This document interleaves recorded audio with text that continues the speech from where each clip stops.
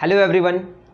Question कह रहा है कि the electric force on a small sphere of charge 0.4 microcoulomb. यहाँ पे स्मॉल स्फीयर कहने का ये मतलब है कि जो डिस्टेंस लेंगे दो चार्जेस के बीच उसके रिस्पेक्ट में उसका जो साइज़ है बहुत छोटा है, इतना छोटा है कि यहाँ पे कूलम्स लॉ वैलिड है, मतलब पॉइंट चार्जेस है। ठीक है, तो दो हमारे पास चार्जेस, एक चार्ज है हमारा कितना, बहुत छोटा सा स्फीयर है 0.4 माइक्रोकूलम का, इसको हम Q1 मान लेते हैं। दूसरा चार्ज हमारा -0.8 माइक्रोकूलम है, एक पॉजिटिव है और एक नेगेटिव है। तो कैसा फोर्स लगेगा? अट्रैक्टिव फोर्स लगेगा, इसमें कोई शक नहीं है। इस चार्ज को हम मान लेते हैं Q2 और दोनों के बीच का डिस्टेंस को D मान लेते हैं।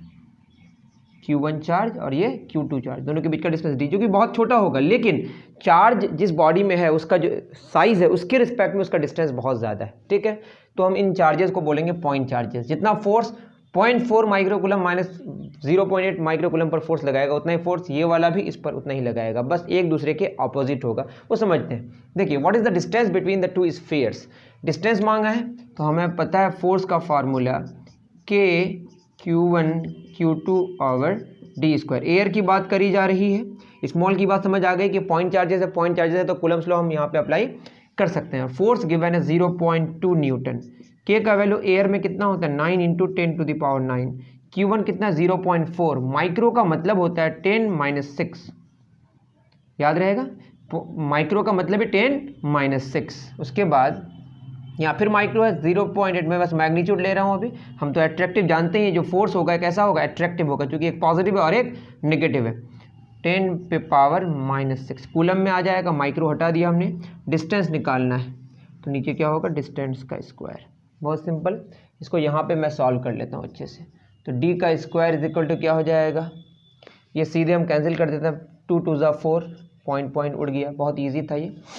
यहाँ से पॉइंट मैं हटा दूँ अगर, तो यहाँ नीचे क्या हो जाएगा, 10 से मल्टीप्लाई हो जाएगा, d स्क्वायर इधर आ गया और 10 नीचे रह गया। 9 × 2 × 8, 9 × 2 × 8 कितना होता है 16, 10 पे पावर 9 - 6 3, 3 - 6 -3। इतना समझ पा रहे हैं ना आप, 10 बेस सेम है ना, तो पावर क्या हो जाएगा, ऐड हो जाएगा, 9 - 3 3 - 6 -3। यहाँ +1 है पावर, ऊपर जाएगा तो क्या हो जाएगा -1।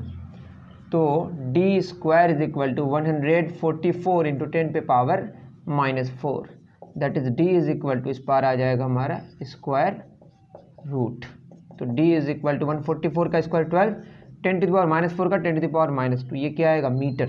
इसको सेंटीमीटर में अगर कन्वर्ट करें तो 100 से मल्टीप्लाई करना पड़ेगा, या 10⁻² का मतलब ही सेंटी होता है, दैट इज़ 12 सेंटीमीटर। 100 से मल्टीप्लाई करके भी लेके आ सकते हैं, 12 × 10⁻² × 100 से मल्टीप्लाई कर दीजिए, सेंटीमीटर में आ जाएगा।